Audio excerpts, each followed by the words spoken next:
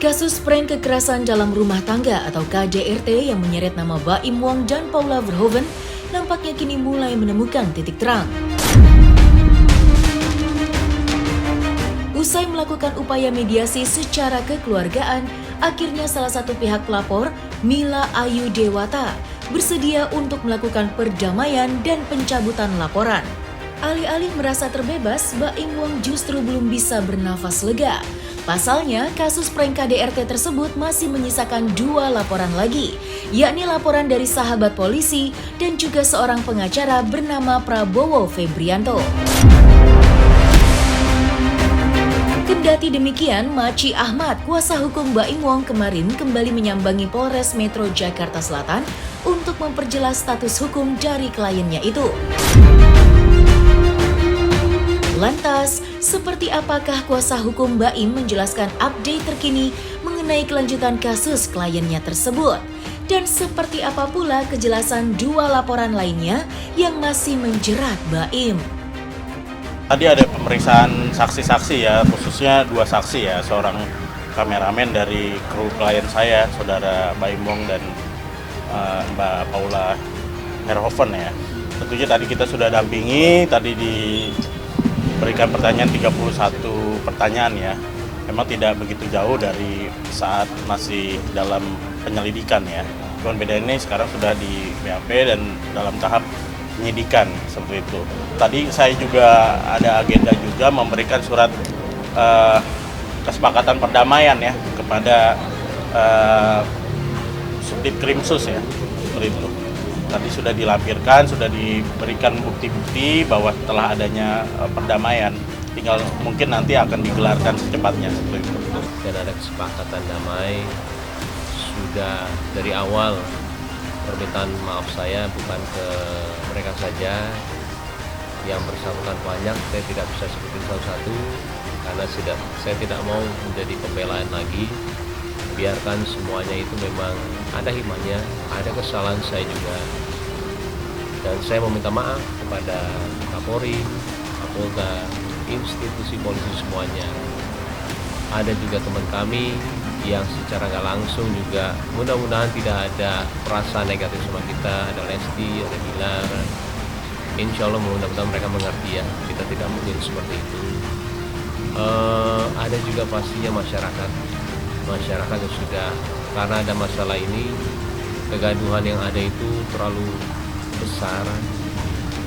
Biarkan semuanya itu jadi pelajaran. Saya sama Paula minta maaf sedalam-dalamnya. Ya dua hal ya. Pertama adalah karena ada kedapatan Pak Wicaksono. Yang kedua karena kita lihat bahwa Paula dan Baim punya 2 anak balita. Itu pertimbangannya. Kurang lebih sama gitu kan, yang pertama ya memang satu karena beliau sudah meminta maaf, sudah mengakui kesalahan gitu kan, dan sudah berjanji untuk tidak akan melakukan hal yang sama di kemudian hari. Yang selanjutnya adalah mereka memiliki balita, tapi yang utama adalah tadi kenapa kita berdebat panjang di dalam lama itu ya karena memang belum ketemu gitu kan. Akhirnya ya karena saya sudah meminta tolong untuk dimediasikan oleh Pak Wicaksono, akhirnya ya salah satunya karena Pak Wicaksono juga. Tadi surat sudah kita lampirkan, kita juga sudah mendatangi Subdit Krimsus juga kan tadi, bahwa bukti-bukti bahwa telah terjadinya ada kesepakatan perdamaian antara pelapor dan terlapor, khusus yang Undang-Undang IT ya, pasal 36 kan masih ada 2 laporan lagi kan. Ya kalau yang pasal 220 yang dilaporkan oleh sahabat polisi, kita juga sudah meminta, sudah bersurat resmi juga ke Polres Jakarta Selatan secara prosedural, dan juga kita juga sudah menyurati juga kan permohonan maaf kepada pelapor. Ya tinggal ditunggu saja kan surat panggilan. Kita sudah meminta inisiasi dari Polres Jakarta Selatan untuk menghadirkan pelapor dan terlapor seperti itu.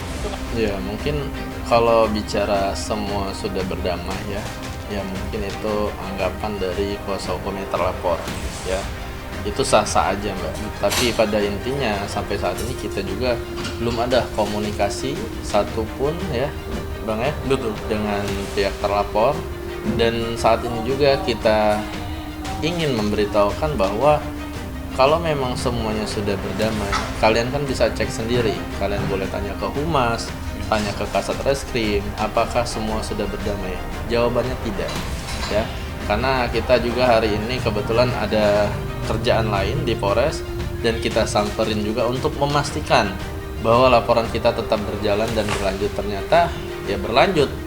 Dan kita tidak mau tahu perdamaian itu, dan kami pastikan kita juga sudah koordinasi dengan penyidik bahwa kami tetap berlanjut proses hukum. Ya mungkin ya ekspresi dia aja, beliau saja senang gitu kan, seperti itu. Ya maksudnya bisa diartikan juga selesai semuanya kan, ya untuk laporan yang ini gitu loh, laporan yang pasal 36 Undang-Undang ITE gitu.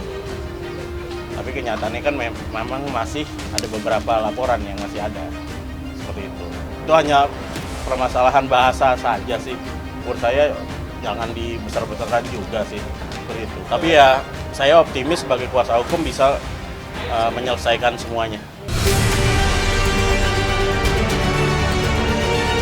Setelah upaya mediasi berlangsung, Baim Wong akhirnya mengklaim jika dirinya telah berdamai dengan pelapor. Namun yang mengejutkan, pihak kepolisian justru menepis kabar tersebut.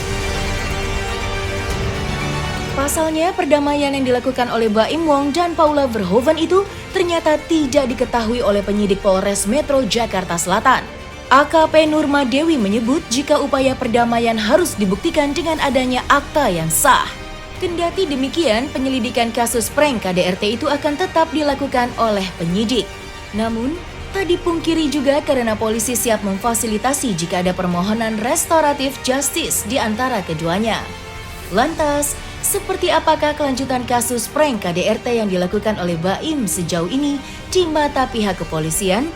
Akankah kasus tersebut bisa terus berlanjut atau akan segera dihentikan?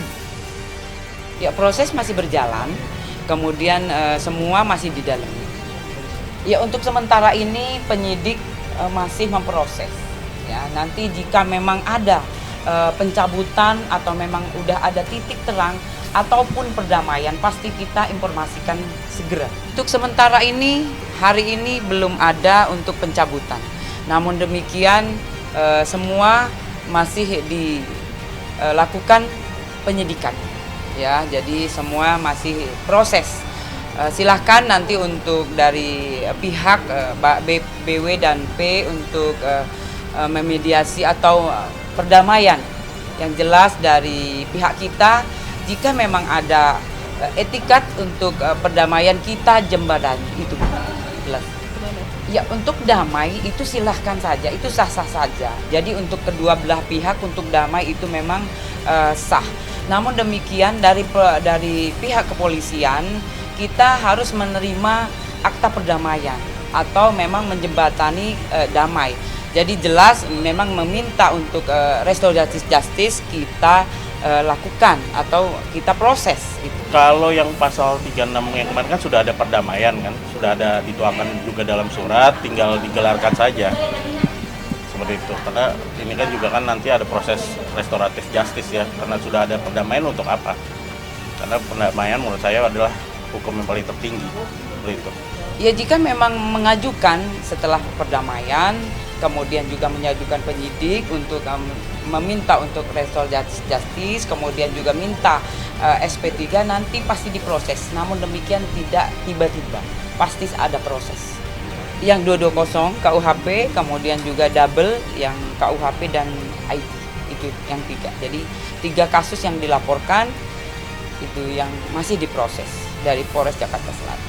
Itu pasti dijadwalkan, yang jelas tanggal hari ada di penyidik.